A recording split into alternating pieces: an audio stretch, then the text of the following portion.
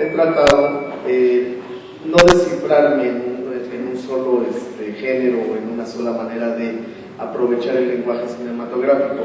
Ese es el punto al que quiero llegar. Al final de cuentas, el lenguaje, el cine, no es un formato nada más, sino es un lenguaje.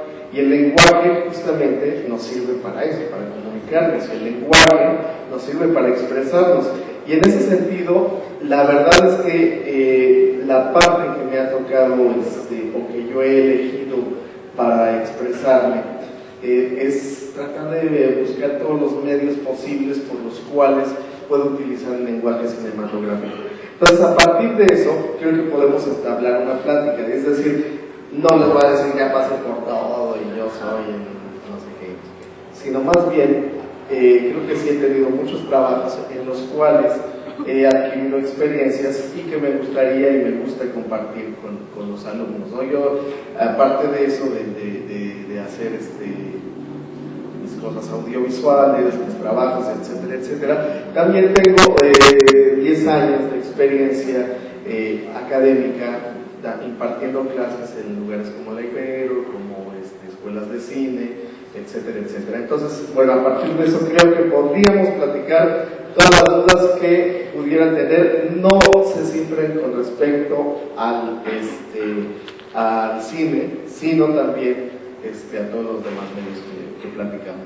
Géneros, porque ese chico que están viendo, Manolo, junto con Lalo, se erigieron como en sus más grandes fans, de tal forma que imagínense que desde que Manolo vio en el cine a los 7 años la película Alucarda, La hija de las tinieblas, se quedó tan alucinado que él se quería literalmente transformar, no solo mentalmente sino físicamente, en la personaje que era una vampira lesbiana.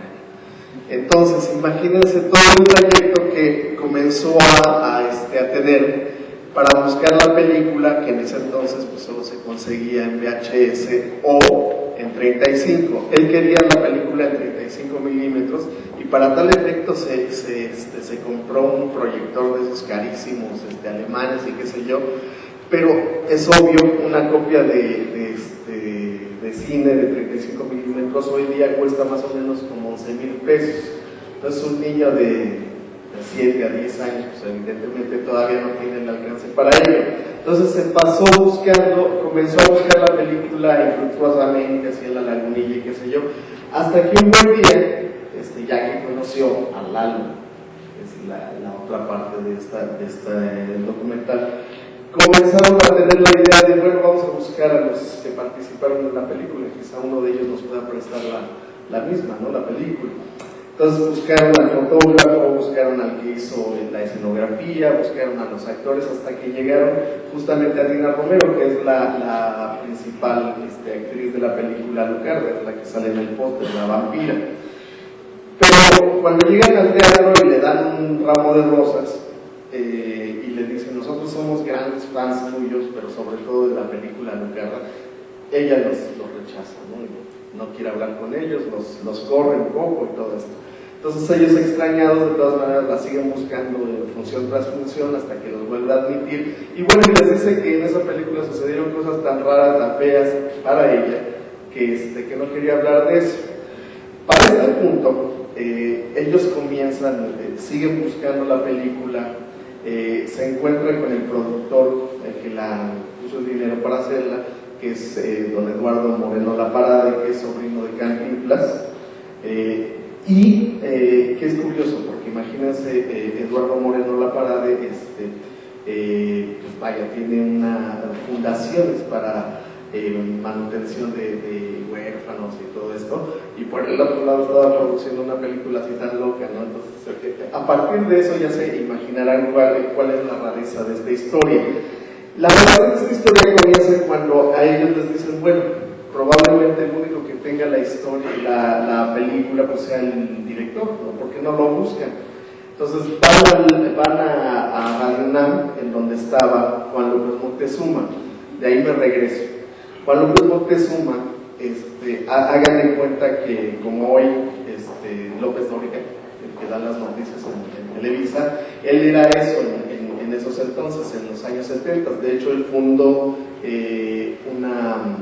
digamos, la filial de Televisa en Europa, que se llamaba Televisa Europa Eco, que era como una especie de noticiero que hacían desde Europa. Y allá, imagínense que este hombre se codeaba con el Papa, con los presidentes en turno, con los de entonces la Unión Soviética, etcétera, etcétera. Es decir, era un hombre que tenía una influencia vasta en cuanto a lo que era la élite política y por supuesto también cultural. También compartió mesa con los Beatles, etcétera, etcétera. O sea, que gente de ese momento, él estaba en ese torbellino. Sin embargo, él sufre, bueno, no él, sino a él le encargan a la hija de Azcárraga cuidarla en Europa, por algún percance, no sabemos bien a bien qué sucedió. Ella muere en un accidente de tránsito y un poco, aunque no tenía ninguna culpa, es responsabilizado, digamos, de esta parte. Lo corren de lo que era Televisa y a partir de eso comienza el descenso de este hombre, que pues, les digo que estaba en la cima de su carrera. Y entonces, a partir de eso, baja hasta trabajar en un noticiero en Los Ángeles, donde todavía se divorcia, pierde su familia, etcétera, etcétera. Es decir, su carrera va en picada. Acordémonos, ustedes probablemente no han sabido de ello, pero no lo han visto. Pero antes, cuando Televisa daba un veto, era un veto mundial, es decir, se le impedía trabajar en cualquier rincón del mundo, no solo aquí en México, sino del mundo, porque estaba todavía más monopolizado el asunto. No es como hoy que pues frenan con Televisa y se van a TV Azteca o a un canal en Miami o qué sé yo, sino en ese momento no podía trabajar en la televisión mundial. Y luego de ahí regresa a México y de vivir en palacios, había vivido en Europa en un palacio, literalmente un castillo pequeño. Cae a vivir acá en el Distrito Federal, en azoteas y cosas así, ¿no? O sea, hay algo muy distante a lo que había adquirido durante la vida. Y durante todos estos periodos, su salud, sobre todo su salud mental, fue deteriorándose, de tal forma que tenía ataques de depresión crónica que lo llevaban a estar en temporadas en un hospital psiquiátrico. Y es el caso ahí donde se juntan estas dos historias. Mientras ellos estaban buscando la película, lo buscan en un hospital, él tenía un programa de radio, en Radio UNAM, durante 15 años lo tuvo, era un gran difusor del jazz, y de ahí van, lo buscan, y en ese momento le informan que él está en una de sus temporadas de estar en el psiquiátrico. Van, lo buscan, y a los chicos que son fanáticos de Juan López Moctezuma, de sus películas, se les hace fácil extraerlo del hospital psiquiátrico, y durante 3 días se lo llevan a su guarida, ¿no? a su casa. Pero se lo llevan a este hombre en calidad de una persona semiamnésica, ¿no? Está dopado, digamos, en el sentido de que está en curación, y el señor no se acuerda ni siquiera quién es. Entonces ellos mismos tampoco saben siquiera si es él, porque lo conocían en foto de cuando estaba filmando en años anteriores. Entonces no están seguros si uno es el director de cine y el otro no sabe ni siquiera dónde lo llevaron, ¿no? Entonces prácticamente es un secuestro, ¿no? En ese sentido. Pero lo que hacen después es el centro de este documental. Ellos le comienzan a poner sus películas en VHS que tenían ahí, le comienzan a platicar toda la obra que él hizo, que él no recordaba en ese momento, lo llevan a sus locaciones y él comienza a curarse, y él sale de esta oscuridad, digamos, en la que estaba viviendo, de tal forma que durante esos 3 días lo hacen que recuerde quién era, y al final logran hacer una amistad que dura 8 meses, en los que posteriormente, después de esos 8 meses, fallece Juan López Moctezuma. un año después de su fallecimiento le es informado a los chicos que ellos son los herederos de toda su obra cinematográfica. Esa es la historia que está en esta película. Y sobre todo que hay también, ya acercándonos, digamos, a esta parte de cómo la pantalla sobrepasa, digamos, lo que es la ficción de una proyección. Si ustedes se ponen a pensar, la verdad es que el cine no existe, ¿no? En realidad no lo podemos tocar como a las esculturas, no podemos, no sé, intervenir como en el teatro. Es un rayo de luz que está reflejado ahí contra una pared, contra una pantalla. Es algo que nosotros no podemos siquiera intervenir, a menos de que nos pongamos a gritar o qué sé yo. Pero el asunto de esto es que la preocupación y creo que el tema subyacente en esta película, y que a mí me atrajo mucho, es cómo esta ficción de pronto pasa hacia la realidad y provoca que ciertas personas, a quien cuando vio la película le llamó de forma correcta, habemos los cinéfilos, ¿no? Que nos encanta el cine, amamos al cine, cinefilia, pero hay los cinépatas, ¿no?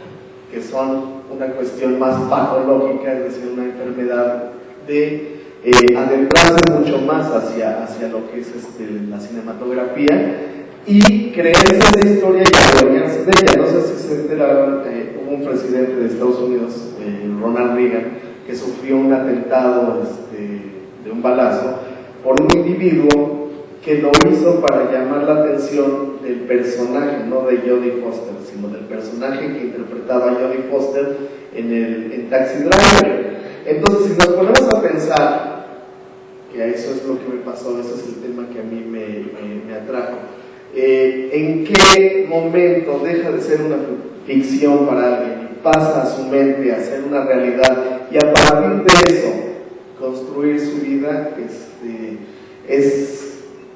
Es fuerte, ¿no?, el pensarlo, pero sobre todo es fuerte el pensar lo que es muy común, ahora no solamente con el cine, sino con el video, con la televisión. La imagen, el lenguaje audiovisual impone modas, el lenguaje audiovisual impone cultura, el lenguaje audiovisual impone literalmente vida y pensamientos. Entonces, es ahí donde subyace el gran poder de este lenguaje. Y poniéndolo, digamos, acercándolo a lo que nos trae hoy, que es la jornada del terror y todo esto, les podría decir justamente que cuando uno hace un proyecto acerca del terror, muchas veces desdeñado por las personas muy intelectuales o muy culturizadas, o qué sé yo, nada más fíjense que los griegos decían que solamente había dos pasiones, ¿no? Dos pasos, ¿no? Dos formas de sentir, que eran las filias y las fobias, o sea, lo que amamos y lo que aborrecemos, lo que rechazamos. Entonces, nosotros, o sea, los que nos gusta el cine, los que nos gusta platicar acerca del terror y todo esto, nos acercamos por el lado oscuro, digamos, pero siempre buscando también el alma de las personas, buscando el lado que no nos gusta ver, el lado que no nos es claro, el lado que muchas veces no comprendemos. En ese sentido creo que es súper importante el entender la gran aportación que ha hecho la literatura de terror, el cine de terror, etcétera, etcétera. Es decir, todo este discurso que nos devela de pronto esta parte que nosotros mismos no queremos asomarnos porque sabemos que es un abismo y que lo tenemos inserto nosotros, ¿no? Y que tenemos también la posibilidad de hacer las cosas tanto buenas como que malas.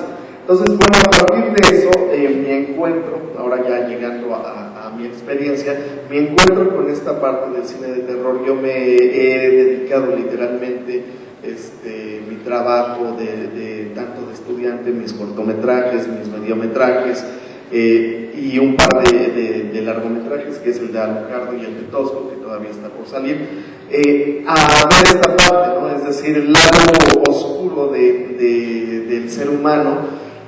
Pero fíjense que esta parte me ha llevado también a entender que este lado oscuro hace que también se vea el lado luminoso.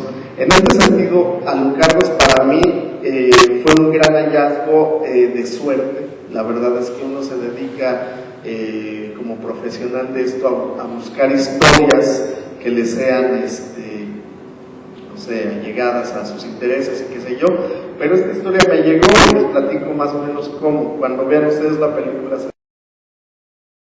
la historia, pues terminó el cóctel y comenzó la película, pero yo me dediqué, digamos, a recoger estas entrevistas, los testimonios, porque yo no les creía mucho la historia, ¿no? O sea, es como inverosímil de pronto que dos personas salen de un hospital psiquiátrico, que son muy vigilados, por cierto, a los pacientes.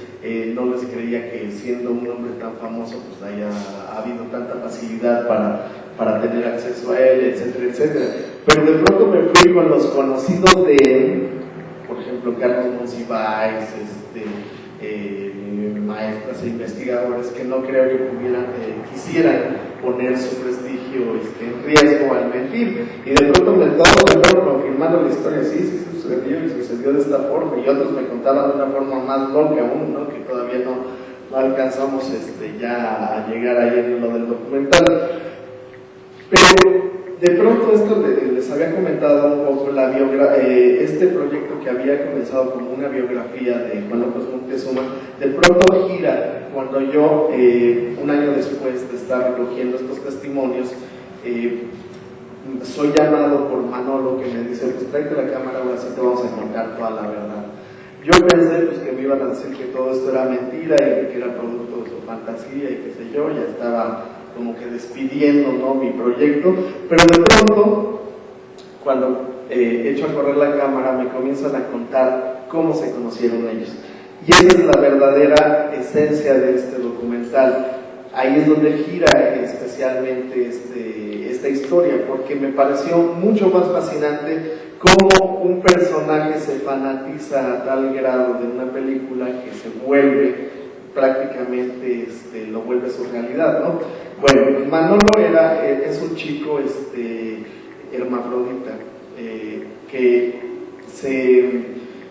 era, digamos, tan femenino que su papá no quería que lo fuera, lo metía a jugar fútbol, a hacer karate, a todas estas actividades que podrían ser consideradas como masculinas, y bueno, pues no funcionaba nada, ¿no? Hasta que de pronto lo metieron a un coro de una iglesia satélite, y bueno, pues iba con ya saben cómo son estos de los panderos, ¿cómo se llaman? Que andan así con capitas de bolitas y no sé qué. Estudiantinas, ¿no? Las estudiantinas. Entonces, bueno, lucía realmente pues muy aparte de su físico, que era bastante andrógino, pues ya la vestimenta lo hacía lucir todavía un poco más femenino, digamos, ¿no? Y él siempre pasaba, al ir hacia el coro de la iglesia, pasaba enfrente de una calle en donde había un auto abandonado, y en ese auto abandonado él veía a un chico, güerillo, guapillo, y qué sé yo, que le llamaba la atención. De ahí nos pasamos a la historia de Lalo. Lalo, él vivía en Satélites, y conoce Satélite, Ciudad Satélite, ¿no? El caso de Ciudad Satélite es que es un poco como un suburbio mexicano, ¿no? O sea, fue una imitación de un barrio estadounidense, digamos, y en donde se vivía de una forma bien, o sea, de clase media para arriba, ¿no? Y este chico, de tener todo el dinero a la mano, todas las facilidades, vivía con su mamá y con quien él creía que era su padre, ¿no? Vivían felices, vivía con su hermano, era una familia así normal, digamos, hasta que un día amanece la madre muerta, amanece ahorcada por quien más tarde, al que creía que era su padre, en realidad era su padrastro, era una persona que había estado ahí. Pero de pronto, imagínense, esta estructura familiar se rompe, y se rompe también con él. Lo que él me decía, él me comentaba que él amaba a su padre, pero de pronto se entera que ni era su padre, y que además había asesinado a su madre, y que etcétera, etcétera. Y entonces este chico, que era un principito güerito, ahí consentido y demás, va a dar a las manos de la familia del padre, porque ya la madre había desaparecido, parecido, y lo toman un poco como la Cenicienta, o sea, un poco se vengan con él de lo que estaba sucediendo con su padrastro. Él decide escaparse, se hace niño de la calle, literalmente niño de la calle, o sea, vive bajo puentes, anda a pie por todos lados, anda consiguiendo la comida, limpiando parabrisas y demás, y decide pues, vagar por la República. Esto ya no está en el documental, pero bueno, se metió a seminarios, donde también fue abusado y todas estas cosas que saben, y de pronto un día dice, bueno, ¿por qué tengo que andar vagando si tengo mi casa en Satélite? Se regresa a Satélite y al entrar a su casa pues descubre que todavía está abandonada, sellada con cosas judiciales y demás, pero eso no le importa. Lo que sí le importa es que cuando entra a la casa siente como la presencia de su mamá, el recuerdo del asesinato y todo esto, y no puede vivir dentro de la casa, y se sale a vivir en el auto de su mamá, que era un Fiat 67, se sale a vivir ahí, ya el coche estaba todo destartalado y qué sé yo, hace su casa ahí, y desde ahí siempre veía que pasaba una corista a la iglesia muy guapa. Y entonces, un día se conocen, hacen clic, y bueno, ya a partir de eso se hace esta historia que les he contado. Todo esto aparte, todo esto adosado con un personaje que se llama Francisca, que es un fantasma. Es decir, nadie lo vio, pero que unía, o sea, hablaba por teléfono con él, y los guiaba como Juan López Moctezuma. Eso es bueno, el maestro Ricardo algún día nos invite a ver la película completa aquí, la ponemos, pero por lo pronto, que es lo que les puedo comentar de este trabajo. Nos fue bastante bien en cuanto a lo que son premios. Llevamos cerca de 15 nacionales e internacionales. Por ejemplo, en Brasil sucedió que fue como una especie de hito. Ganamos 4 festivales ahí: mejor película latinoamericana, mejor dirección, mejor etcétera, etcétera. Pero lo chistoso es que se hacían filas así para ir a acudir a la película. Y en ese sentido, bueno, pues me llamó mucho la atención que un discurso cinematográfico puede ser interpretado, es el mismo, pero puede ser interpretado de muchas formas.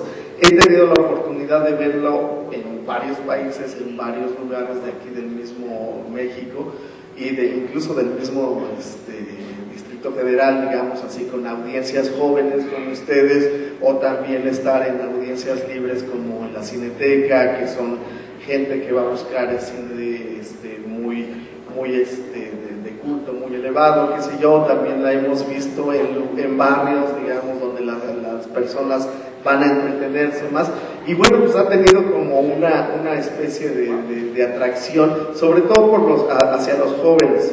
Pero bueno, esa es una cosa que ustedes juzgarán hasta que la vean. Entonces, bueno, vamos a tener este reconocimiento que dice la Universidad de la República Mexicana, otorga el presente reconocimiento a Ulises Guzmán por haber participado en el primer encuentro de creadores de creador, llevado a cabo los días 7, 8 y 9 de noviembre en las instalaciones de nuestra casa de estudio.